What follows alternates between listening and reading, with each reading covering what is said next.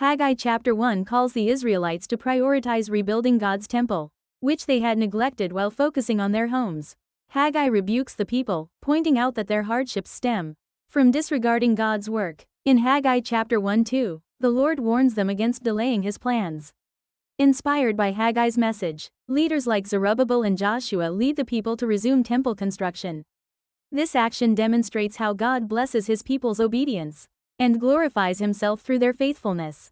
The chapter teaches us the importance of putting God's mission above our own comforts. Haggai chapter 2 provides encouragement and promises from God to those struggling with the temple reconstruction. In Haggai chapter 2:9, God promises that the glory of the new temple will surpass that of the former, and peace will abound.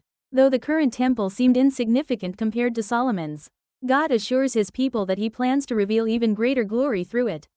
This points not only to a physical building, but to his abiding presence and peace among his people.